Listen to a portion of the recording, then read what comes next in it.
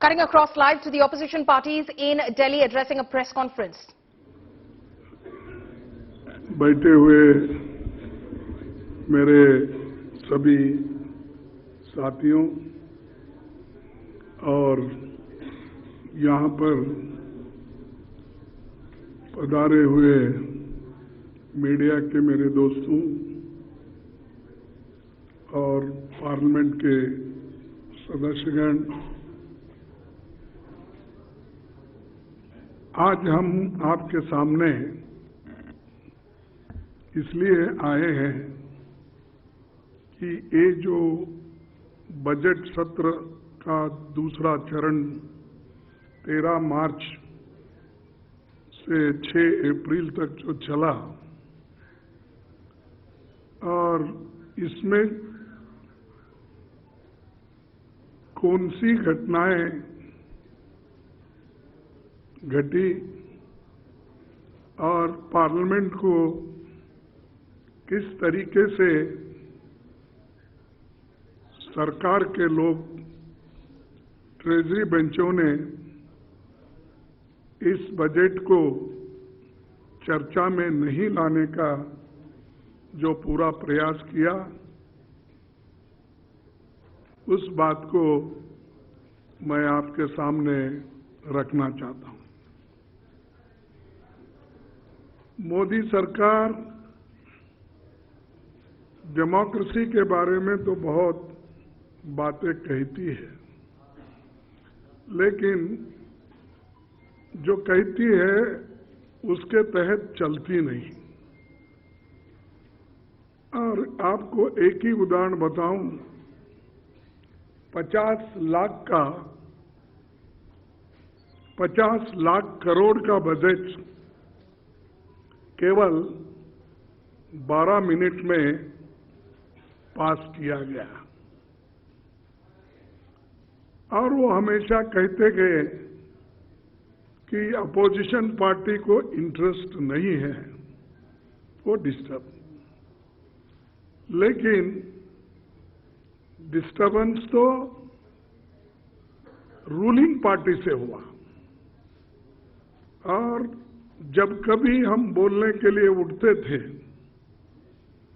और हम नोटिस देते थे, नोटिस की चर्चा की मांग जब करते थे, तब वो हमको बोलने नहीं देते थे।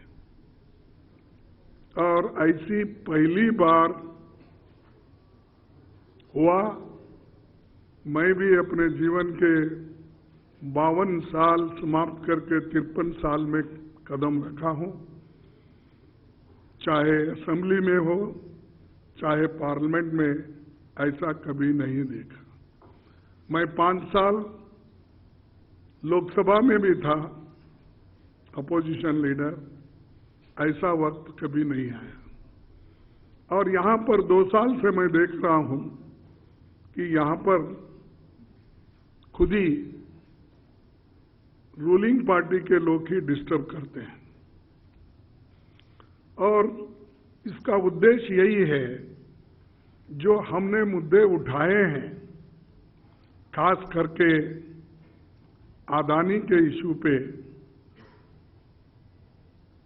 सारे 18-19 पार्टियां एक होके एक कॉमन मुद्दा था कि अदानी को इतना महत्व क्यों दिया जा रहा है और अदानी की संपत्ति केवल 2.5 साल में 12 लाख करोड़ कैसी बनी। और सरकार से पैसा लिए,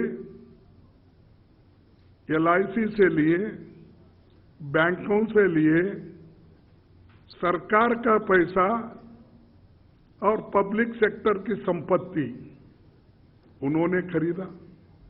यानी पैसा भी सरकार का और संपत्ति भी सरकार की। तो उसको अमीर बनाते गए 2.5 साल में इतनी बड़ी संपत्ति वाला आदमी देश में या विदेश में कोई नहीं होगा शायद। और मुझे और एक इसका सरकार इतना जो खासकर मोदी जी जो बढ़ावा दे रहे हैं, इसका मतलब क्या है? क्यों एक ही कैपिटलिस्ट को इतना सब संपत्ति सरकार की क्यों दे रहे हैं? एयरपोर्ट हो, पोर्ट हो, रोड हो, हवा में उड़ने वाले हवाई जहाज के अड्डे हो, तो ये सारी चीजें, जमीन भी नहीं छोड़ी, रेल भी नहीं छोड़ा, पोर्ट भी नहीं छोड़ा। ये जो है, इससे ये दर्शाता है कि किसी एक को ही अमीर बनाना और देश की सारी संपत्ति जो गरीब लोग LIC में पैसे डाले हैं, बैंक में डिपॉजिट किए हैं, वो पूरी संपत्ति उनको देकर सरकार के सारे संपत्ति को खरीद रहे हैं। ये हम वहां उनको पूछना चाहते थे। और दूसरी चीज, राहुल गांधी जी लोकसभा में यही उन्होंने पूछा था कि अदानी की संपत्ति इतनी बड़ी केवल 2.5 साल में, तो ये कैसा बढ़ा? इसका विवरण दो, इसकी चर्चा हो। तब उन्होंने यही कहा, कितने बार आपके साथ वो फॉरेन ट्रिप में गए आए, आपके साथ कहाँ कहाँ उनकी मुलाकात हो गई, जिन जिन देशों में आप गए, आप जाने से पहले किन किन देशों में उन्होंने आपसे पहले जाकर आपसे मिले, और किन किन देशों के प्रधानमंत्रियों से या वहाँ के बिजनेसमैन से या वहाँ के मंत्रियों से मुलाकात किए, और आपके वजह से उनको कौन सा ऑर्डर मिला, कैसा मिला, ये सारे डिटेल यहाँ पर चर्चा होना चाहिए। इसीलिए हम JPC की मांग कर रहे थे, जॉइंट पार्लियामेंट कमेटी की। इसमें कोई उनको नुकसान तो होने वाला नहीं था, क्योंकि उनको 2/3 मेजॉरिटी है हाउस में, लोकसभा में, राज्यसभा में भी उनकी मेजॉरिटी है। जब कमेटी कॉन्स्टिट्यूट होती है तो मेजॉरिटी मेंबर्स आपके रहते हैं, इसके बावजूद आप JPC कॉन्स्टिट्यूट करने को क्यों डर रहे हो?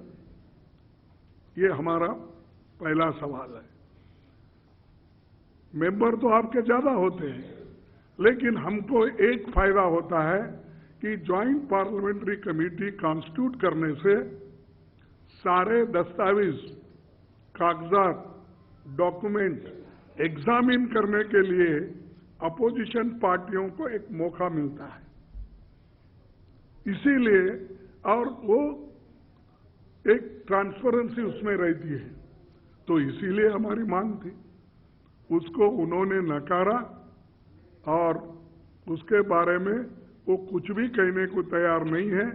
इसीलिए ये मुद्दे जो राहुल जी ने उठाए थे, उसको उन्होंने अलग करके दूसरा ये इश्यू डाइवर्ट करने के लिए उन्होंने माफी मांगो, तुम UK में जाके ऐसा बोले, ये करे, वो करे, ये बोले। अरे यहां सवाल है पार्लियामेंट का, यहां सवाल है घोटाले का, यहां सवाल है जो जिसने देश की संपत्ति को लूटा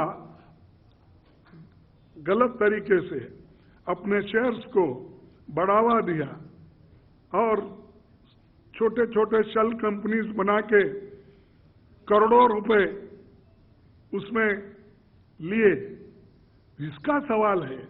देश की संपत्ति बचाने के लिए हम सारे लोग कोशिश कर रहे हैं, लेकिन वो इसको मानने के लिए तैयार नहीं, क्योंकि दाल में कुछ काला है। कुछ संबंध उनके ऐसे होंगे जिस वजह से वो JPC करने के लिए तैयार नहीं है। ये और तीसरी बात कि प्रधानमंत्री खुद सदन में नहीं रहते। सदन जब चलती है तो दौरे पे रहते हैं, सदन जब चलती है तो इलेक्शन प्रचार में जाते हैं। ऐसा कभी नहीं हुआ, कोई भी नहीं किया ऐसा।